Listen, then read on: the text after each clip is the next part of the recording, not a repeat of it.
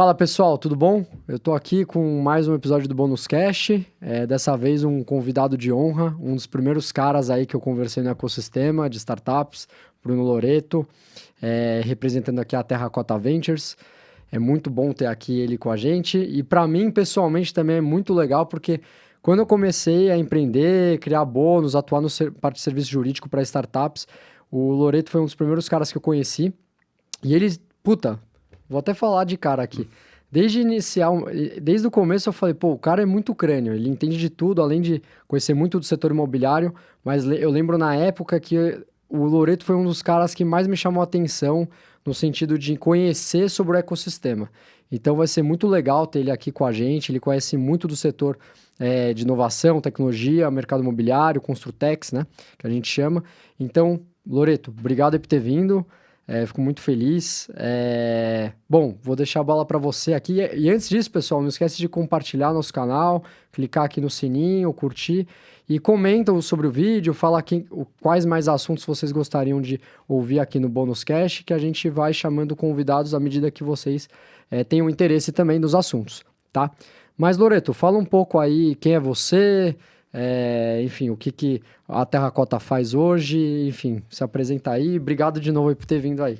Legal, obrigado pelo convite, né? Prazer estar aqui com você e ver a jornada que você vem trilhando e poder de alguma forma contribuir nisso. Conta com a gente. Para quem não me conhece, né? Eu sou fundador da Terracota Ventures, sou economista de formação, né? Então, em 2008 comecei a faculdade de economia, com um interesse muito grande em tecnologia, também sempre gostei de mercado. Já era focado em tecnologia nessa época? Eu já gostava de tecnologia, eu já trabalhava com tecnologia na época da adolescência, né, de querer trabalhar com programação, equipamentos. Deve mesmo. Não, minha carreira durou, assim, durou meses, porque quando a gente começou a chegar em PHP, Java, já vi que não era para mim. Já. E aquela coisa de você errar uma vírgula, não funcionava nada, não era para mim.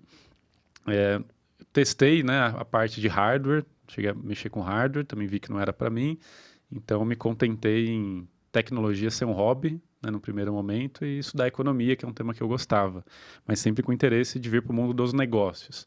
E aí acabou que, logo no início da faculdade, comecei a trabalhar numa empresa de tecnologia voltada para o mercado imobiliário, onde... Porque você procurou ou foi... Não, chegou no meu e-mail uma proposta, né, uma vaga, me inscrevi, passei, foi o único processo seletivo que eu fiz na vida.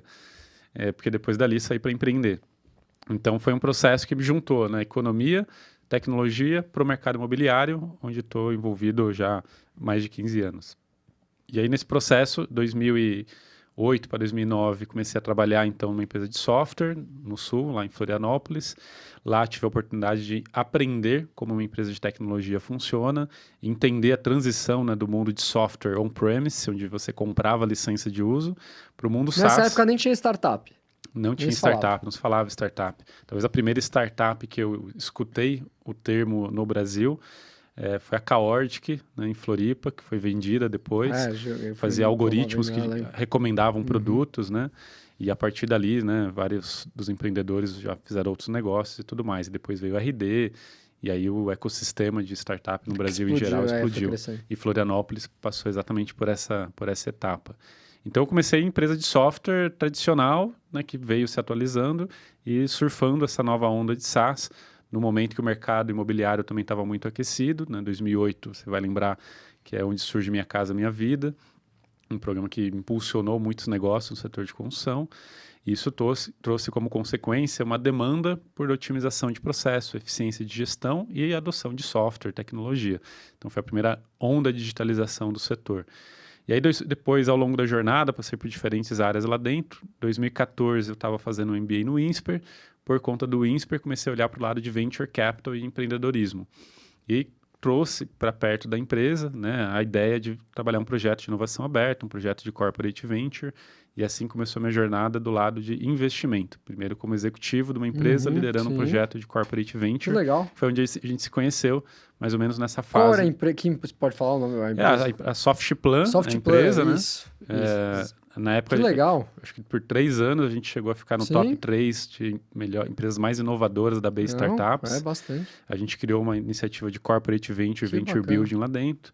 E aí, depois de 3 anos, saí para criar a Terracota. Mas ali na Softplan, ali, quando você olhava nesse Corporate Venture, não era necessariamente só o mercado imobiliário, Ali era mercado imobiliário já, porque focado no mercado imobiliário. A minha atuação sempre foi no vertical de software para construtoras e incorporadoras, e esse projeto todo foi montado pensando nisso.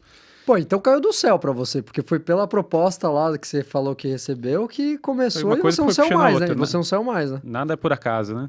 Pô, mas foi isso, foi o único processo que eu apliquei, passei, segui na empresa uma década, e aí saí para empreender e já estamos na Terracota há 6 anos. E o que a Terracota faz, Loreto? A gente nasceu como uma empresa de venture capital, focado no mercado de real estate, né? Olhando toda a cadeia de valor imobiliária, desde o ambiente de obra, intermediação, gestão de propriedades, intermediação imobiliária, financeiro, enfim, toda a cadeia de valor. Tá bom.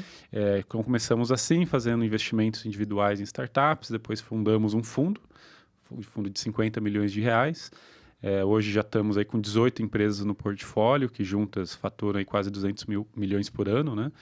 E são startups de que estágio, normalmente? Geralmente seed stage, né? Empresas que têm já um produto, estão começando a atração, já e despontar uma curva de crescimento, e que vem o valor de ter o investidor do setor, né? Que conhece as teses, conhece o mercado, tem rede de relacionamento, que pode contribuir nessa construção do caminho. Vai ajudar, então, o empreendedor ali. Mais do que capital, né? Dinheiro hoje em dia é commodity. Os piores negócios que a gente fez foi onde o cara só queria o nosso dinheiro. E não queria, não via valor na ajuda. Os melhores negócios é o contrário, onde o dinheiro não fazia diferença, o cara queria realmente a nossa contribuição. Você primeiro precisa pensar na ajuda, né? Pensar no que o investidor o que vai agregar valor, né? Mais do que o dinheiro por si só... Você arruma de outro jeito, e melhor dinheiro é sempre o dinheiro do cliente. Então, quando você encontra uma solução para crescer junto ao cliente, é o melhor dos mundos, né? Sim. Então, esse foi o nosso ponto de partida.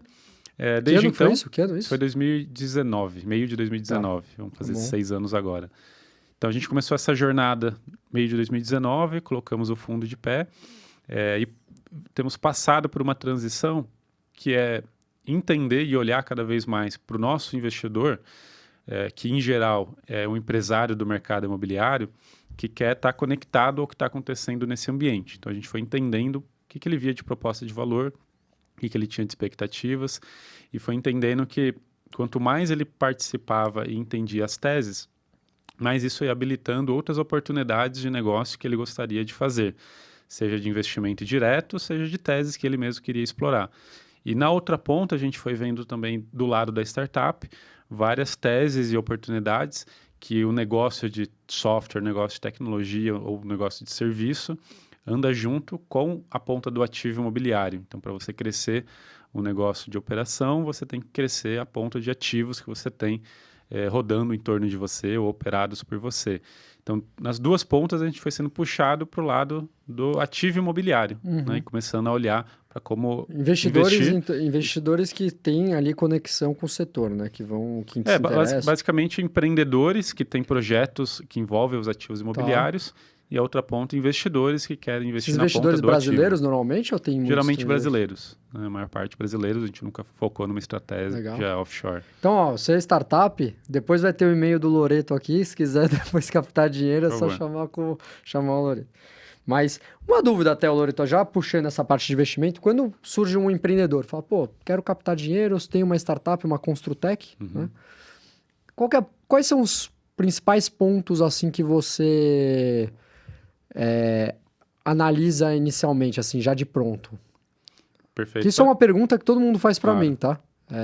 E assim, a gente olha o jurídico, mas é uma pergunta, Arthur, investidor, vou captar, o que você acha que eu devo apresentar inicialmente para ele? O que chama a atenção de um investidor? Claro que varia em função do estágio, mas para mim, né, especialmente no early stage, 40% é time.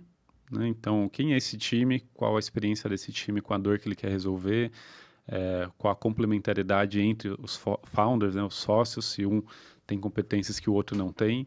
E se Solo founder, você já vê um break deal ou não necessariamente? Quando é Olha, já deixei de investir em negócio solo founder e me arrependi, devia ter investido.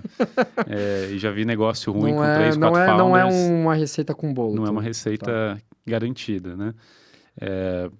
Então, em geral, eu falo que esse conjunto de elementos no time é uma coisa que pesa bastante E vem da interação, né? Interagir 3, 4, 5 vezes com esse time, você começa já a formar uma opinião e perceber alguns vícios, né? Dificuldades que eles têm, onde que eles se destacam, onde que não se destacam. Então, esse é um ponto. Outros 40% para mim da decisão é o entendimento da tese. Então, se a direção que eles estão apontando é a direção correta, se tem um mercado relevante, se está alinhado com tendências, se a visão de solução faz sentido e qual que é o cenário competitivo. Mas isso aí, desculpa te cortar, já vou perguntando. Quando você analisa isso se para de pé, você já analisa números nesse caso ou ainda não? É só uma... A gente sempre olha, né, falando de tese, a gente sempre olha aspectos de mercado, né? Então, qual que é o impacto econômico que esse problema tem, qual que é a dimensão que esse mercado movimenta. Então, sim, né, já entra um pouco na análise. Agora, as análises de tração, análise da empresa, análise mais hard, é os outros 20% do peso, que é legal, gostei do time, gostei da tese, vamos ver o que os números do que eles executaram até aqui estão mostrando. E aí, se você investe no PPT, não tem como, não existe esses números para enxergar, você vai ter mais peso no time. Tem que ter um MVP já rodando, pelo menos. Para a gente é importante ter um MVP rodando, ter os sinais de validação, as primeiras métricas, e esse entendimento do que são premissas a serem testadas ao longo da jornada.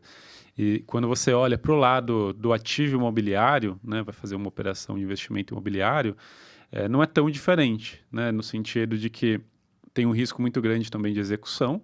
Então, se for empreendedor imobiliário que nunca fez aquilo, nunca executou aquilo, não tem experiência com aquilo, ou às vezes é um cara muito bom de vendas, mas não entende de execução de obra, ou ele quer fazer um negócio financeiro de crédito e não tem nenhuma experiência com crédito. Então, vale a mesma regra, né? A competência do time alinhado à tese que ele quer desenvolver. Quando é um empreendedor de primeira viagem, você acha que muda isso? Tipo, já empreendi 2 vezes, quebrei a primeira. Para você, isso é um... Você vê realmente na prática, você vê diferença nisso ou não necessariamente? Não necessariamente. O que a gente considera muito é o histórico do empreendedor, mesmo antes dele ser empreendedor. Então, se ele era... Entendi. Já teve uma experiência muito raro, no setor, já conhece. É muito raro um cara que é fora da curva, não ter sido fora da curva no ambiente profissional, ou no ambiente acadêmico, ou nos dois, ou empreendendo. Então, ele, em geral, essa pessoa já deve ter dado sinais de ter sido muito bom em alguma coisa. Então, esse histórico prévio, mesmo que ele não tenha empreendido, conta muito. Da mesma maneira que o cara tem empreendido várias vezes, pode trazer bons sinais ou não necessariamente, né? Aí tem que entender com o que ele empreendeu. Então, uma coisa que a gente tenta perceber, o cara empreendeu várias vezes em 3 negócios em mercados totalmente diferentes. Ok, então para esse negócio agora, o que essas experiências prévias vão agregar? Porque se não vão agregar nada, não faz diferença se ele empreendeu ou não, exceto alguma maturidade que espera-se que ele tenha adquirido, né, e que possa ajudar. Agora, se ele já empreendeu 3 vezes no nosso mercado e sinérgico ao mercado que ele vai atuar, com certeza pesa em favor, que ele já tem mais competências e mais experiências nessa zona, né, de mercado que ele vai desenvolver uma nova tese. Então, isso tende a acelerar muito o ciclo. Então, depende um pouco desse contexto, não é? Legal.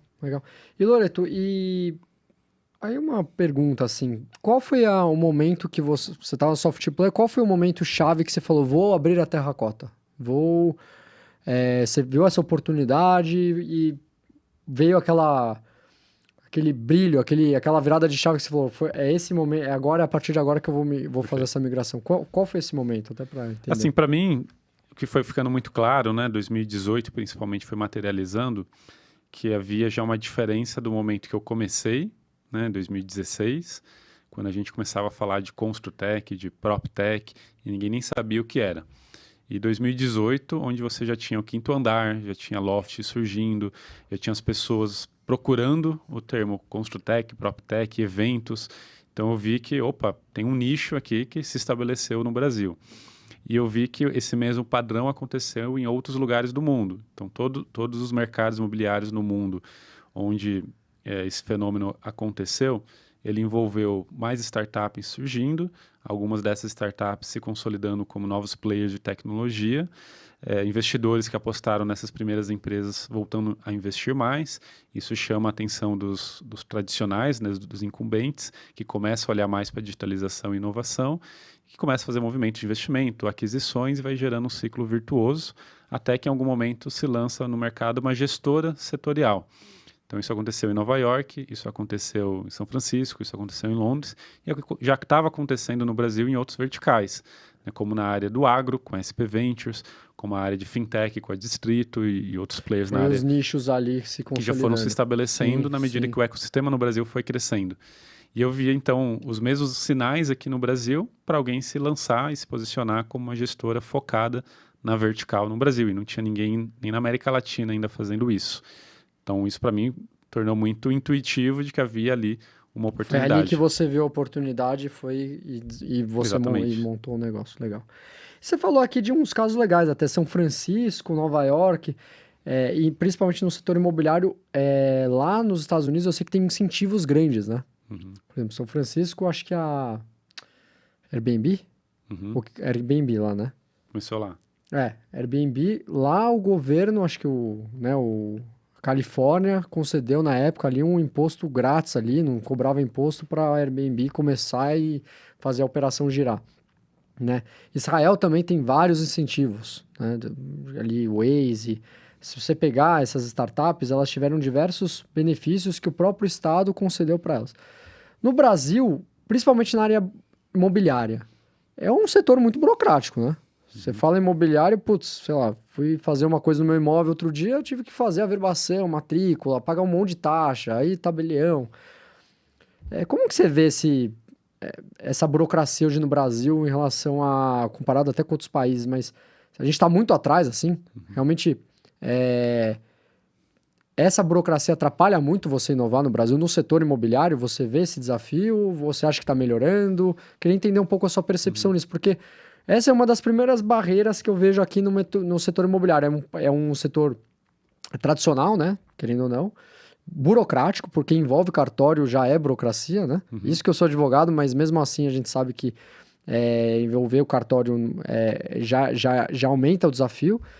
E tem a questão também fiscal, né? Você paga imposto qualquer coisa. Então, eu queria entender um pouco com você, Loreto, sua visão em relação a isso, assim, tipo, você acha que tem encaminhado, não? As startups, elas estão surgindo, várias startups estão surgindo para eliminar essa burocracia ou ainda também não? Como que está essa parte burocrática no setor? Assim, em qualquer lugar do mundo, o mercado de construção e setor imobiliário é o segundo mais atrasado em digitalização, né? Então, ainda que aqui a gente possa estar um pouco mais atrás em alguns aspectos, em qualquer lugar do mundo, o setor imobiliário sempre está atrás de outros setores. Porque a dinâmica do mercado gera desestímulos ou barreiras para a inovação.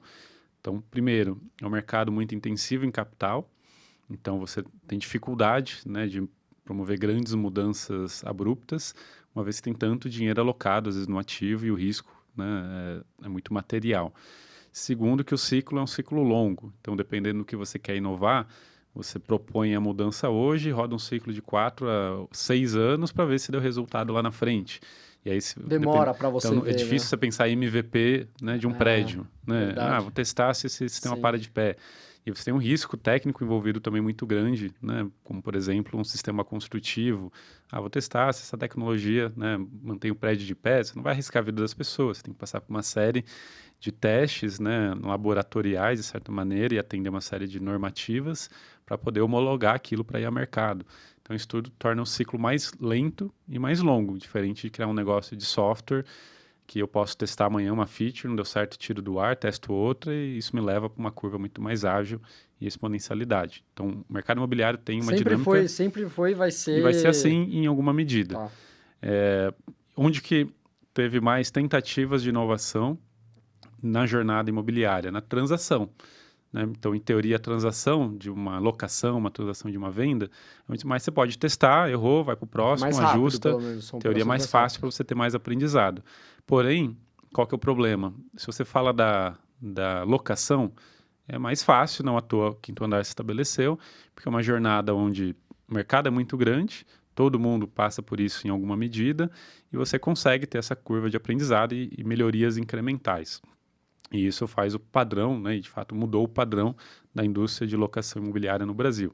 Então, hoje você tem uma série de alternativas para fiador, na fiança locatícia, que você não tinha 10 anos atrás. E esse foi um dos primeiros entraves que o Quinto Andar se propôs a resolver, né? Conseguir viabilizar uma locação sem a figura do fiador, né? Com uma nova forma foi uma de disrupção ali, né? Aí depois eles trouxeram junto disso a jornada e experiência do portal, né? Mais fluida, você poder fazer quase toda a transação 100% online. Tudo isso foi sendo facilitado e mudou drasticamente na última década. Só que isso é mais fácil porque é a locação, são tickets menores envolvidos, comprometimento menor. Na venda, você está falando da maior aquisição que as pessoas vão fazer nas suas vidas. Então é difícil você tornar essa jornada 100% digital e conseguir ter realmente uma jornada totalmente disruptiva. O que você vai ter é a figura de pessoas nesse processo, porque é uma transação que exige confiança, envolve riscos, em alguma medida, maior ou menor grau. Pode não ser para todo mundo, mas a grande maior parte das transações vão ter pessoas envolvidas. Então, o grau de digitalização já fica mais limitado. Então, o que a gente veio tendo foi a adoção de elementos de tecnologia em partes dessa jornada. Então, não existia 10 anos atrás qualificação de lead no mercado imobiliário. O lead saía do site e caía no corretor. Sim, sim. Hoje você tem, na maioria das empresas, um mínimo de triagem, né? Seja com uma equipe, seja com software e AI, para o corretor receber aquilo que realmente faz sentido. Hoje você tem o trabalho do corretor muito mais segmentado. No limite, você pode ter uma pessoa só para apresentar o imóvel, uma outra pessoa para ser um closer que trabalha à distância, vendendo para qualquer lugar do mundo, uma outra pessoa para qualificar. Então, você vai especializando. Então, isso vem também muito por influência do mundo de tecnologia. Então, assim, teve evolução, a evolução é lenta, efetivamente não mudou nada de forma disruptiva, né? Se for ver, na essência, a forma como a gente compra um imóvel hoje não é tão diferente de 30 anos atrás, mas melhorou incrementalmente como as nossas vidas se tornaram mais digitais. Os processos, né? De uma forma geral. Né? E a AI tem um papel significativo nisso? Assim, tem sido realmente usado muito AI dentro do mercado imobiliário? Ainda Pro básico, né, já vem sendo usado, né, especialmente essa jornada de qualificação, de você ter um atendimento 24/7. Esse básico. Parte do atendimento, ali UX, ali CX. Exato. Então, ainda é inicial, mas já está tendo uma boa adoção. O que eu acho que vai destravar realmente valor é quando você começar a ter a AI realmente substituindo de forma mais significativa as pessoas nessa jornada. Então, eu falo que se você hoje entrar no teu Instagram, provavelmente você vai ver uma campanha, né, de empreendimento imobiliário, você vai deixar o teu contato lá e vai, em geral, levar 1 a 2 dias para alguém te ligar, né? Ou vai vir uma mensagem automática para você com algum call to action padrão. Sim. Se você fizer isso no final de semana, então, você vai, né, preencher no sábado, na segunda vão te procurar e você nem lembra mais o que você preencheu. Uhum. Com IA isso não vai ter mais, você vai preencher, já vai interagir com a IA, já vai qualificar, já vai responder as suas perguntas e o nível da interação vai ser melhor do que a média dos profissionais humanos que te atenderiam. Então, tudo isso vai sendo incorporado inevitavelmente. E o passo seguinte é não só por texto, mas por voz. Então, os voice agents no mercado imobiliário vão ter muita função de você poder conversar, né, com um corretor de IA com mais facilidade do que você consegue conversar com uma pessoa que muitas vezes não domina o produto. Quando estiver meio quente, meio já avançado, aí o corretor assume de repente. Ou não, né? Ou você vai ter a segmentação, né? De se é um produto mais popular, que é uma venda mais padronizada, talvez você precisa menos dessa figura do closer ou ele vai entrar só nas exceções. Sim. Se é um produto mais high ticket na Fazenda Boa Vista, você sempre vai ter a figura humana, porque ninguém vai fechar um negócio de 15 milhões 100% com IA. Aí precisa ter um... Então você vai ter segmentos diferentes, com situações diferentes. Legal. E Loreto, agora falando, acho que tem um termo que acho que a gente estava falando aqui antes de começar a live, Pipeco, né? Pipeco, como é? Propco, isso. A gente tava falando com o Loreto aqui das tendências, né, que agora está em alta aqui no mercado imobiliário. Eu queria entender um pouco mais desses termos que você comentou comigo. Eu achei bem interessante, assim, porque eu não conhecia. E como tem sido aplicado aqui no Brasil em relação a eles. O que eu estava falando é que na nossa jornada a gente foi entendendo cada vez mais a relação entre Opco e Propco. Opco, isso. O que é essa nomenclatura? Nos Estados Unidos, eles criaram, né, a lógica da Operating Company, ou seja, a empresa que toca um negócio, a empresa de tecnologia, a empresa que presta o serviço, da Property Company, que é a empresa dona do ativo e quem ganha na rentabilização desse ativo. Tá bom. Então, um exemplo muito conhecido é a indústria de cassinos. Há 20, 30 anos atrás, um único dono ele tinha a operação no cassino, ganhando dinheiro com jogos, e tinha o prédio, tinha os hotéis, tinha um ativo imobiliário. Paralelos, os ativos imobiliários ali. E aí isso gera algumas questões, como por exemplo, do ponto de vista de custo de capital, se eu preciso de capital para construir o hotel, eu consigo capital muito mais barato, né, para o ativo imobiliário, porque tem o ativo tijolo como garantia, e isso não me demanda diluição na minha empresa, né, no meu lado OpCo. Então, se eu preciso de 100 milhões para montar esse negócio de cassino, só que 90 é para construir o hotel, eu vou separar, eu vou levantar 90 milhões para o hotel, vai ter um CNPJ que é dono desse hotel, que eu posso alavancar esse CNPJ e vou entregar o hotel. E a empresa de cassino, eu boto 10 milhões, levanto 10 milhões, diluo lá o percentual que eu precisar diluir, monto a operação, e esse aqui é apenas um cliente que vai pagar um aluguel aqui pelo uso do espaço nesse hotel, né, nesse ativo imobiliário. Então, é uma relação de OpCo e PropCo, que demanda perfis de investidores diferentes, custo de capital diferente, riscos diferentes, por isso, separar, ainda que eu possa ter sócios comuns nos dois lados.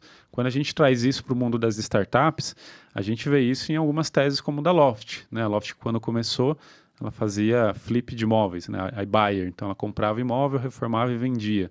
Então, retrofit. Um retrofit, né? Grosso modo. Então, eu não preciso ter a mesma empresa levantando dinheiro de investidor de venture capital para comprar um imóvel.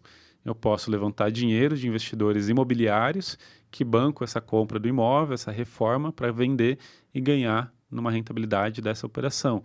Enquanto o negócio Loft, a operadora, né, a OpCo, ela vai desenvolver a tecnologia, vai ganhar um percentual de todas as transações que passarem por essa plataforma, pelo software que ela vai prover, e a cada transação que rodar desse lado, ela ganha um percentual de sucesso, algo do tipo. Lembrei do McDonald's, né? Exatamente, é um ótimo exemplo, né? A grande receita do McDonald's os imóveis. são os imóveis, né? O lado próprio. Enquanto o lado óptico é muito mais a receita do franqueado. Que legal. E os royalties Isso é bem legal, que eles pagam. É muito inteligente, né? Para pensar. E hoje tem muitos negócios, startups do setor, eles têm trabalhado nessas teses? Pelo menos 20% das startups no nosso mercado tem essa relação óptico e próptico, né? Então, hoje a gente deve ter aí umas 1.500 startups no Brasil, no nosso segmento. É bastante, hein? Então, se falar tem crescido bastante? Disso, tem crescido bastante? Agora estabilizou, mas segue crescendo 2 dígitos, né? 10, 15% ao ano. E aí o que vai acontecendo você tem teses de crédito, né? Em teses de crédito, real estate fintechs, é comum você precisar separar o que é a originadora do crédito, ou a servicer do crédito, do que é a estrutura de crédito que vai ganhar nos juros, que vai ganhar na rentabilização, e que você tem instrumentos para levantar capital para isso. Você tem operadores de ativos imobiliários, como ativos para renda, né? Um ativo para hotel, um ativo para short stay, onde esse cara vai ganhar um percentual de operação, mas esse aqui está ganhando na rentabilidade do aluguel. Né? Então, são expectativas e rendas diferentes. Então, essa separação do OpCo e PropCo, ela otimiza a relação risco e retorno para cada perfil de investidor e te permite trabalhar de forma mais profissional os interesses de cada lado. Muito interessante. E até lembrando aqui qual que é o nome? Agora me fugiu. Startup. Bom, depois eu volto aqui no assunto. Na Terracota Ventures, hoje, Loreto, assim, eu estava pensando, né? Muitos investidores que a gente conhece acabam falando, pô, tá muito difícil captar porque o juros está alto, né? Estava até conversando um pouco isso antes com você. Qual que hoje é o argumento para você chegar para o investidor e falar, pô, vamos aqui aportar recursos investindo numa startup, né? Do que ser melhor o retorno ali numa renda fixa, num tesouro direto, um investimento sem risco. Qual que hoje tem sido o desafio nessa frente? Porque isso é uma coisa comum de perguntarem, principalmente pensando em startups. Fala, pô, o mercado tá difícil, né? A startup falando, tá? Empreendedor, pô, vou captar dinheiro com o investidor. Ele fala, pô, eu ia colocar em você, mas eu preferi colocar na renda fixa, no tesouro.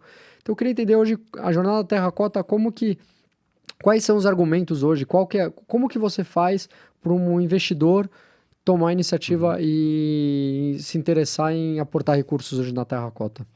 Bom, a primeira coisa é que é necessário educar o mercado, né? Porque quando a gente fala de investidores, tem diferentes níveis de maturidade de investidores. Então, você tem desde um investidor institucional, que tem uma gestão profissional e tem todo um trabalho sofisticado, até na outra ponta, no limite, uma pessoa física que investe poucos R$ 1.000 no ano e que tem zero conhecimento, né, de estratégia de investimento. Então, entender em que range, né, cada perfil de investidor está e como que você educa ele é a primeira coisa. Uma vez que você entende isso, em geral, a gente não trabalha com um investidor institucional sofisticado, não é o nosso público, e a gente não trabalha com um investidor de varejo, pessoa física, de ticket pequeno. A gente trabalha com aquele investidor qualificado, profissional, que são empresários, né, pessoas do mercado que têm algum patrimônio e que querem investir em teses que têm alguma inovação. Com esse público, parte do nosso papel é ajudá-los a entender que numa cesta de ativos, né, no seu portfólio, você deveria buscar primeiro a diversificação. Então, seja qual for a estratégia, nenhuma delas deve ter 100% dos ativos numa categoria só. Você deve diversificar. E aí, quando você pensa em diversificar, a grosso modo, você vai ter uma fração disso em alta liquidez, que você tenha como reserva de emergência para aproveitar oportunidades de curto prazo, onde você pode explorar os ativos de renda fixa, né, que te dão um retorno garantido e você tem janelas de saída previsíveis, que é uma estratégia de alocação. Você pode ter uma estratégia de ganho variável com o mercado de ações ou ativos análogos, onde você tem liquidez e tem expectativas de upside, mas você tem também variação e aí tem um pouco mais de risco. E geralmente você vai compor essa cesta complementar com duas coisas: investimento em real estate. Então, quase todo mundo tem uma boa fração do seu patrimônio em ativos imobiliários, seja comprando um imóvel, seja investindo em fundos ou papéis atrelados ao mercado imobiliário, ou outros ativos alternativos, como cripto, como private equity, como venture capital. Então, a primeira coisa que a gente traz é isso: independente do momento, do mercado está melhor, do mercado está pior, diversificação você tem que buscar. O que muda é, se o mercado está com juros muito mais baixos, você poderia ser um pouco mais agressivo, né, na sua renda variável, nos seus alternativos. Oportunidades com mais risco. E apostar em essas oportunidades com mais risco e mais longo prazo. Quando o mercado está mais difícil, quando o mercado, taxa de juros está mais alta, ou você está no momento de menor reserva de emergência, você tende a ser mais conservador. Então, para mim, esse é o ponto de partida. Tá bom. Dito isso, o que a gente acaba tendo na prática, né? No nosso contexto, o investidor que vai considerar investir com a gente, o patrimônio, né, o montante que ele está considerando investir, não é o que vai comprometer o sucesso ou o fracasso financeiro da carteira dele. Então, é uma pequena fração num patrimônio que ele tem. Então, essa pequena fração não deveria ser tão sensível se a taxa de juros está em 15, em 10 ou em 8. Né? Na prática, não é isso que vai fazer a diferença. Segundo fator, esse investidor que quer participar de teses específicas no mercado imobiliário, ele quer também entender e aprender com o que está acontecendo. Ele quer aprender sobre uma tese de tokenização, sobre uma tese de short stay, sobre uma tese de fintechização, porque ele tem outros negócios que podem se beneficiar desse entendimento e outros negócios que podem destravar valor para ele. Então, mais uma vez, isso independe... Ele vê um valor agregado ali. Total, né? O Smart vale muito, né? Normalmente é um cara que já está inserido no mercado imobiliário, não necessariamente? No nosso caso, 40% do nosso público são, né, empresários de primeira geração, outros 40% são segunda, terceira geração que estão envolvidos nos negócios da família e uns 20% family offices, que tem uma gestão mais estruturada do patrimônio familiar, mas todos muito ligados ao mercado imobiliário. Tem uma etapa educacional que você falou, vocês acabam fazendo isso também? A gente tem duas mecânicas para isso. O primeiro é que a gente o tempo todo está divulgando conteúdos, né, sobre as teses inovadoras, as tecnologias, as novas oportunidades no mercado imobiliário. Temos uma newsletter para isso, que é o Radar Terracota, né? Quem quiser depois pode procurar. Depois pesquisa aí, pessoal. Depois tem o site, a gente vai colocar aqui nos comentários, a gente vai colocar aqui nos comentários fixos as informações do site do Loreto, rede social e tal, vocês vão poder acessar depois. Tá? Então, essa camada de conteúdo, né, seja pela newsletter, seja nos nossos perfis mesmo de LinkedIn, rede social, a gente é sempre muito ativo, educando o mercado sobre o que são as teses, os movimentos que estão acontecendo.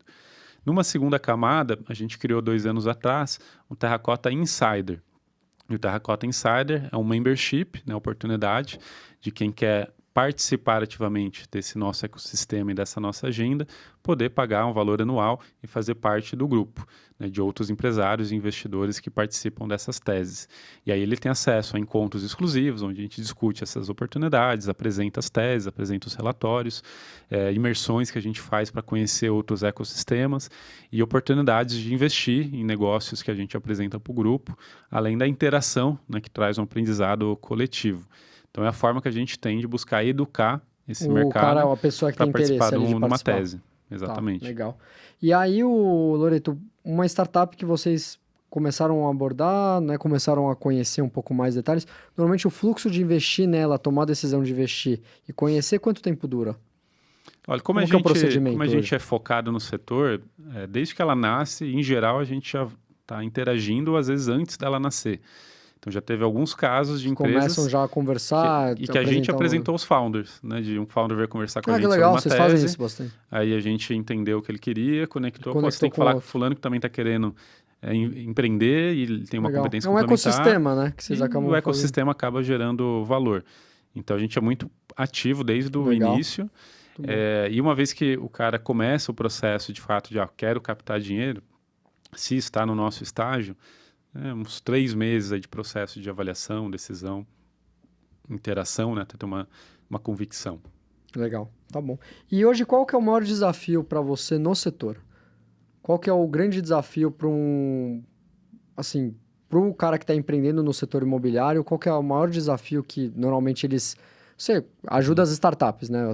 Acabou de falar no começo da nossa live que vocês acabam apoiando muito o empreendedor no dia a dia, né? Apoiando ele, né? Sustentando ele, mesmo porque não é só dinheiro, né? Dinheiro é commodity. O que vocês agregam mesmo é conhecer o setor imobiliário, apoiar ele. Qual que é o maior desafio normalmente desses empreendedores? No que vocês mais ajudam eles? Eu diria que, em geral, gira muito em torno de time, né? Pessoas. Conexão. Acho que envolve ter as pessoas certas nos papéis certos. Então, acho que aí a vantagem quando você tem empreendedores mais maduros, mais rodados, é que eles têm mais network, mais contatos para começar com um time também mais maduro. Empreendedores que têm menos bagagem nisso sofrem mais ao longo dessa jornada de encontrar o time ideal. E aí o nosso papel acaba sendo nesse sentido um pouco mais orgânico, né, de com esse ecossistema que a gente tem, aproveitar oportunidades de aproximar as pessoas e essas conexões positivas. Não tanto um trabalho ativo de buscar um talento ou algo do tipo, não é o que a gente faz. Mas time é um grande desafio, né? Um segundo grande desafio, que eu vejo ser muito comum, até empresas, independente da gente ter investido, é o desafio de ter o olhar claro de qual que é a melhor estratégia, posicionamento e como que eu me lanço para desenvolver a tese no mercado e que caminhos eu vou seguindo. É o produto ali. Não o produto, mas mais que o produto é a estratégia, né? De uma forma geral, porque você sempre vai ter algum competidor, né, em algum nível, seja mais tradicional ou mais tecnológico, e dependendo da inovação que você está trilhando, né, ainda é muito incerto também quais os caminhos ideais. Você vê dificuldade se você não tem um competidor, não? Só aproveitando Tem prós e contras, né? Eu acho que se a dor é muito presente, a tecnologia é muito clara, você tem uma vantagem que você não tem referencial, né, de preço, você não tem nada que pressione necessariamente a sua margem, e você consegue pegar uma pequena fração do mercado grande e já ser relevante, né? O problema disso é você sozinho estar bancando a educação do mercado, então o seu CAC tende a ser mais alto. Se é uma tecnologia, um produto mais ousado, mais diferente, mais não tão conhecido, você precisa gastar mais esforço. Você vai gastar mais saliva ali para vender o seu negócio, porque ninguém conhece. Você tende a precisar de mais tempo, né, de caixa, mais dinheiro. Então, às vezes, é melhor ser o segundo do que ser o primeiro, né? Porque o segundo, alguém já gastou na frente. Você só copia, faz os seus ajustes. Com certeza, o Quinto Andar gastou muito mais para desbravar essa tese do que se alguém fosse começar hoje tentando replicar exatamente a mesma coisa que eles fizeram. Então, tem seus prós e contras, tá? Mas esse aspecto é super importante, né? Porque, de fato, o timing é um fator crucial, né? Tem vários estudos que falam sobre isso. Às vezes, o o que mais pesa no sucesso e o fracasso é o timing, né? O Airbnb não foi o primeiro, o Uber não foi o primeiro, a maioria dos players que hoje estão aí como grandes empresas de tecnologia não foram os primeiros. Ali. Mas eles acertaram no timing, né? De estar no local certo, na hora certa, na tese certa. Às vezes você ser muito cedo, você queima cartucho e chegar atrasado também você perde oportunidade ou tem mais dificuldade. Legal. Loreto, agora uma pergunta assim, sempre faço aqui pro pessoal que vem no Bônus Cash. Recomendações, né? A gente gosta de fazer essas perguntas. Primeira coisa, eu queria entender com você se tem algum livro, 3 livros que você fala, puta, tem que ler esse livro aqui para quem está empreendendo, para quem está no setor imobiliário, de repente, alguma coisa específica. Tem algum livro específico que você gostaria de compartilhar, assim, pro pessoal, que você recomenda, não? 3 livros. Tem muito, né? Assim, eu acho que um desafio para quem está logo nos primeiros passos e nunca empreendeu, você tem aqui o Lean Startup, mas eu gosto mais... Bíblia, né? Mais do professor dele, né? Do Steve Blank. Sim. Eu gosto muito do Steve Blank. Eu acho que os livros do Steve Blank, os artigos dele, ajudam você a entender de uma forma simples, né? Tem um livro que ele chama 4 Steps to Epiphany, que é as 4 etapas principais que você tem que conduzir para sair do zero a uma jornada de construir uma empresa e deixar de ser startup. A gente vai pôr nos comentários, tá, pessoal? E depois vocês podem buscar Então, esse é um que eu gosto bastante para você entender como você parte, né, da descoberta do problema, depois a descoberta do cliente, a validação do modelo de negócio, a teste dos modelos de canais, escala para virar empresa. Então, esse é um. Tem outro livro que eu gosto bastante, que é o Shoe Dog, que é o livro do Phil Knight, fundador da Nike. E que é legal porque ele não era uma startup, né? Então ele tem toda a história de uma empresa super conhecida, mas que na prática, né, a jornada empreendedora dele é como outra qualquer. Né? Assim como o livro do Reed é muito bom também, só que mais num contexto startup, né? É mais cultura, né, da Netflix. Então para muita gente que é de tech é legal, inspira, mas eu acho que o da Nike, né? Ele é mais democrático, porque serve para todo mundo. Você gostou do filme, então? O filme lá do... sensacional. Legal, né? Sensacional. E agora estão em crise, então deve ser interessante de novo voltar no livro e ver o que eles estão fazendo de errado e que lá atrás eles tinham feito de certo. Então esse é outro livro muito legal.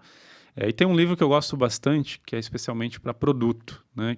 Tem um livro chamado Lean Product, do Dan Olsen. Sim, famoso. Que é muito bom também para metodologia de validação de produto, como você tenta chegar numa visão clara de features, como não ter feature a mais nem de menos, para realmente ter o produto que o cliente precisa e agrega valor. Então, uma pergunta, falando de produto, até puxando falou desse livro, você é a favor da startup lançando vários produtos, não? Tipo, eu tenho um produto principal, aí já está com os clientes, está crescendo, aí, a gente viu essa dor para esses meus clientes, mas é um produto que tem sinergia do que eu já possuo. Vamos lançar, vamos testar. Vai testando. Aí, deu certo um produto, aí você foca e gasta nele. Você é a favor de testar vários produtos até achar um certo, até né, realmente alavancar? Ou não? Fazer uma coisa mais bem pensada, mais natural, mais longo prazo? Ou não? Eu queria entender um pouco mais sobre a visão dessa parte. É difícil, assim, essa resposta, porque depende muito do contexto, né? Eu sempre gosto de entender qual que é a estratégia por trás. Então, existe um contexto que se você está criando uma empresa onde a essência da sua estratégia é abraçar o cliente e entendendo as várias dores que esse cliente tem ao longo de uma mesma jornada e como que você vai resolvendo cada ponto dessa jornada, eu acho que pode fazer sentido você ter vários produtos, desde que seja para esse mesmo perfil de cliente e como extensão e continuidade da jornada. Porque, em geral, deveria ser mais fácil e mais barato vender o upsell para o mesmo cliente do que conquistar um novo cliente. Então, você tem um produto que é uma extensão dessa jornada, pode ser interessante, faz sentido para a estratégia e tem uma melhor relação LTV-CAC. Então, isso eu gosto. Eu acho que é vantajoso, especialmente hoje num contexto de community-led growth, de você fortalecer a sua comunidade, de criar um ecossistema. Onde que é errado, né? Quando você cria vários produtos para personas diferentes, com canais diferentes, tickets diferentes, isso nunca vi dar certo. Aí já realmente faz sentido. Loreto, aí indo na linha aqui das perguntas, né, que a gente gosta de fazer, que são as clássicas. E filme? 3 filmes que, não necessariamente empreendedor, assim, de falar, tem que ser filme de empreendedor, mas 3 filmes que, de repente, mudaram sua vida, assim, que você fala, pô, esse filme mudou minha vida, melhor filme que eu vi na minha vida. Não sei se mudou minha vida, assim, mas filmes que eu gosto, não, né? Que você gosta. Eu acho que Jurassic Park foi o primeiro filme que eu lembro de criança. Bom mesmo. E que para mim foi super inovador pro tempo dele, em termos de tecnologia usada, né? Cara, até hoje, se você for ver o primeiro Jurassic Park e ver, acho que lançar o trailer de um novo aí hoje. Cara, o CGI do dinossauro hoje eu acho pior do que quando lançou o primeiro, porque era animatrônico, era robô mesmo, né? Então, eu acho muito disruptivo pro tempo dele. Naquela época não tinha capacidade de distinguir tecnologia ou não. Sim. Mas eu acho que ele marcou, né, na indústria de cinema, foi super importante. Assim como o Poderoso Chefão, né? Que esse é clássico. Eu acho que é um clássico, né, que ensina sobre liderança, que ensina sobre uma série de aspectos para a vida e para os negócios. E que acho que todo mundo tem que ver a trilogia, sem dúvida alguma. Um terceiro filme, e talvez aí... Não sei se filme, mas... Pode ser alguns filmes. Pode ser. Mas eu acho que para quem está empreendendo em tecnologia, assistir o filme do Facebook, do Spotify, da WeWork, né? Eu acho que é legal para entender, né? Claro, a parte de entretenimento que é feita propositalmente. Cara, o que você pode evitar, né? Os excessos que às vezes você comete, as falhas que você comete. Os acertos que esses caras tiveram, acho que tem aprendizado. Inclusive o cara do WeWork criou agora um negócio novo, né? A Flow. A Flow, Uma PropTech. É PropTech, né? O que eles fazem? A Flow basicamente é uma empresa que tem um conceito de moradia com serviço. Né? Você prover uma moradia por assinatura, com experiência, serviço agregado, com conceito de comunidade. Um pouco das premissas que a WeWork criou para o mercado de coworking, eles estão trazendo para o mercado de co-living e moradia compartilhada. Você acredita nisso? Curiosidade. É um nicho, né? É um nicho. E ali ele está criando menos com cabeça de startup, com uma estratégia muito clara do OpCo e PropCo. Então, muito do dinheiro que ele tem levantado é justamente para a compra dos ativos. E aí um negócio que, especialmente lá fora, é uma categoria já estabelecida, que é você ter ativos residenciais para renda. É que você adiciona, né, de serviço, de experiência, mais para tentar maximizar a rentabilidade. Mas é menos sobre criar uma empresa de software ou uma empresa super escalável. É uma boa tese de real estate que, se bem executada, dá dinheiro. Inclusive, o maior cara, posso estar enganado, se você estiver enganado, me corrija. O cara que deu a maior saída no Brasil em startup, em negócio inovador, foi o Brian Requarth, eu acho. Do Viva Real? Do Viva Real, ou não? Acho que foi. Assim, a maior saída... É provável que foi quase 900 milhões de dólares, né? Mercado imobiliário. Acho que foi 800 e poucos milhões de dólares. Grupo Zap. Grupo Zap Viva Real, primeira fusão com o Zap, e aí a venda depois para a LX. É isso mesmo. Ele depois fundou a Latitude, né? E tem um livro muito legal dele, chama Viva, bem bacana para empreendedores. É bem bom. Um baita empreendedor.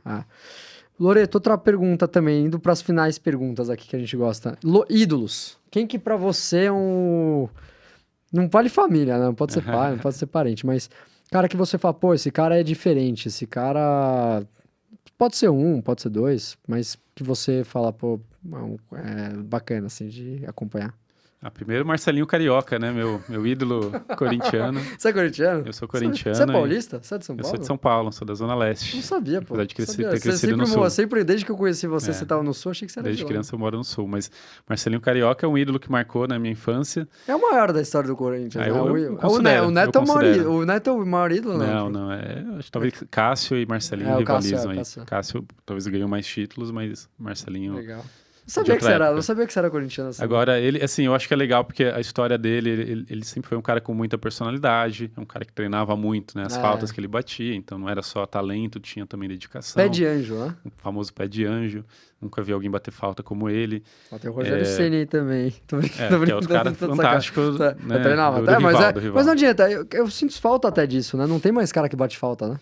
Que não tem mais treino, né? Eles não treinam, não pode mais ficar do pós-treino para ficar praticando falta. O pessoal tá mais jogando League Legends lá, o Neymar foi agora. Então, a fisiologia passa por cima da técnica, né?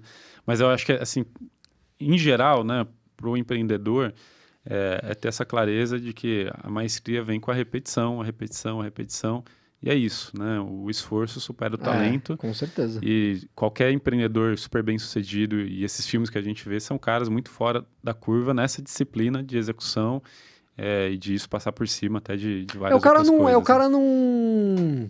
Isso que eu gosto do brasileiro. O brasileiro, ele não... O cara que pra empreender no Brasil já é difícil, né? Tem um monte de burocracia, entraves, não é simples. O cara que tem sucesso... Pô, o cara tem que se matar, né? Ele não pode nunca desistir, ele tem que ser muito persistente. Ele vai falhar muitas vezes, né? Vai falhando, vai falhando. Inclusive, as falhas são necessárias para você conseguir crescer e conquistar alguma coisa, né? Não tem como você chegar num topo sem falhas, é impossível. Então, assim, isso é uma coisa que eu fico muito feliz. Eu gosto muito de trabalhar com empreendedor, com startups, justamente por isso. Porque quando eu falo com o cara, você sente que o cara ele já passou por muitas coisas, né? Muitos desafios e isso acaba somando muito para sua vida, né? Pelo menos para mim, acaba somando muito quando eu trabalho com esse tipo de cliente, né, empreendedor, eu acabo aprendendo muito com eles também, do que se eu estivesse trabalhando com o mercado tradicional, que é super fechado, né? Bem mais fechado. Eu não sei os desafios de uma empresa grande. Agora, quando eu trabalho com uma startup, com um empreendedor, você mesmo, provavelmente, você deve ter isso também. Você conversando com ele, conhecendo ele dia a dia, você vai aprendendo os desafios, né? Você vai conhecendo os desafios, você vai ajudando o cara. Você acaba aprendendo muito também, né? Isso é muito legal. É uma troca, né? Uma troca. Agora, aterrissando aqui para o nosso mundo, né? Do ser humano, acho que a gente tem caras incríveis como o Eric Santos, da Resultados Digitais, né? A história e a contribuição dele para o SaaS no Brasil, cara, foi fantástico.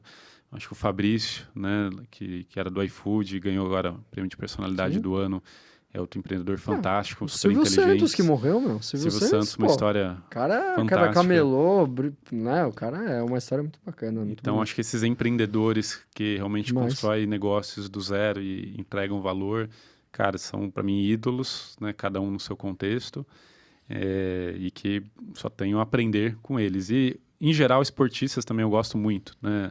Grandes tenistas, grandes jogadores de basquete, todo cara muito outlier, né? Primeiro que não, de esporte, que esporte você gosta mais, curiosidade? Eu gosto de basquete. Você joga basquete? Eu já joguei mais, né? Agora eu fui federal de basquete. Eu fui também. Legal, joguei estadual, mas parei cedo.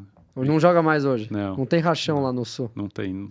Perdi o time. Quem vai ganhar a NBA, você tá acompanhando? O time. Olha, isso tá difícil esse ano, hein? Mas eu acho que o OKC vai ganhar. Acho que passa do Anthony Edwards lá? Você acha? Acho que ele ganha. Puta, não sei não. Eu tô sentindo que o Indiana Pacers pode ganhar, cara. Mas não é possível que esse time vai ganhar, porque tem tanto time melhor que eles. Sim, mas o problema do Indiana Pacers é que você não sabe como marcar os caras. Tem muito jogador lá, meu, que não tem um craque, né? Tipo, por exemplo, você vai pegar o Minnesota Timberwolves, né? Quem que você vai marcar? Você vai focar no Anthony Edwards, porque você sabe que ele é o cara que vai resolver o jogo, vai fazer 40 pontos, vai fazer 50 pontos. Aí você pega o Oklahoma, você tem o Shai lá também, mesma coisa. Quem você vai marcar? Vamos focar em marcar mais o Shai, porque ele é um cara que vai mudar o jogo. Se você marcar bem ele, provavelmente eles não ganham o jogo. Provavelmente. O Indiana não tem isso. O OKC tem o Williams, tem o Shai. Claro, mas assim, são caras que fazem 20 pontos, né? O Shai é um principal jogador. O Indiana não tem isso, entendeu? Então aí quando você não tem um jogador base, um jogador principal para marcar, não sei, posso estar enganado. Eu tô achando que o Indiana Pacers pode... Eu não apostaria, mas eu tô sentindo que... Tem o Knicks também, né? É muito equilibrado, né? Esse ano talvez tá legal. Um dos mais difíceis de acertar tá legal. a aposta. Tá legal. Loreto, finalizando aqui nosso papo, queria que você desse uma... Cara, se quiser dar uma sugestão, assim, últimas palavras aí pro empreendedor que tá ouvindo a gente... enfim, fica à vontade aí de dar aí um conselho que a gente gosta de falar pro cara que tá empreendendo aqui que tá ouvindo a gente agora. Ou investidor também, né? Para investir com você. Eu acho que assim, no nosso mundo, né, imobiliário, a gente tem falado muito sobre a importância de você criar real estate à prova de futuro, né? Isso serve para você como investidor, como que você pode ser um investidor em real estate à prova de futuro ou um empreendedor de real estate à prova de futuro. E o que envolve, né, real estate à prova de futuro? O mercado imobiliário do futuro ele vai ser mais verde, né? Então, vai ser um mercado descarbonizado, que hoje, né, o mercado imobiliário contribui com 40% da emissão de carbono no mundo. Então, isso vai mudar, inevitavelmente. Vai ser um mercado mais digital, né? Inevitavelmente, com o uso de AI, soluções de software, dados em diferentes pontos da jornada. Vai ter mais serviços acoplados, né? A gente fala que o mercado vem de produto para serviço, uma transição de deixar de vender tijolo para vender experiência. A gente falou de Airbnb, é um ótimo exemplo disso. Então, que outros modelos e possibilidades tem em torno disso? Vai ser mais industrializada a forma de construir, né? A gente tem um desafio que hoje a mão de obra no Brasil para a construção civil é escassa e está cada vez mais velha. E não tem jeito, porque as novas gerações não querem ir para o canteiro de obra. Então, a única forma de construir vai ser com mecanismos mais industrializados. E, por fim, o negócio imobiliário à prova de futuro tem que saber trabalhar as estratégias de capital, que é o que a gente fala do fenômeno da fintechização. Todo negócio no mercado imobiliário é um potencial negócio de capital, por ser um mercado muito intensivo. Se você dominar esses 5 elementos, você tem grandes chances de criar um bom negócio que vai perdurar durante muitos anos numa indústria que tem o desafio, né, de ter um ciclo longo, de ser mais lento e ter mais barreiras à inovação. Por outro lado, é um porto seguro para muita gente, né? Tem muita linha de fomento, de incentivo, muito capital disponível para isso e que pode permitir criar um ótimo negócio de longo prazo. Muito bom, muito bom. Pessoal, quem não ouviu, pega aí, volta atrás, escreve no caderninho, porque é uma aula com o Loreto, conhece tudo do mercado imobiliário, inovação, tecnologia. É um aprendizado muito bom aqui para vocês. Loreto, obrigado aqui de novo, é sempre um prazer. Pô, não sabia que você jogava basquete, próxima vez que você estiver aí, vou marcar. avisa, vamos marcar. Vamos marcar, eu jogo racha aí, eu jogo todo fim de semana, toda semana eu jogo basquete, quarta e sábado. Mas obrigado aí, cara, de novo, parabéns pela sua trajetória, não é todo mundo que acelera tanto assim, acho que você é uma referência aí no setor. Sempre quando alguma startup fala comigo no mercado imobiliário, às vezes eu comendo a terracota, o cara fala, pô, o Loreto, o cara é diferente e tal. Então, parabéns aí, você tem um nome muito bacana no mercado. E sua equipe também. Parabéns aí por toda a trajetória que você fez até hoje, tá bom? Legal, obrigado. Pessoal, valeu aí. A gente se vê no próximo Bonus Cast. E não esquece de compartilhar, curtir e comentar os nossos vídeos aí. Valeu! Boa!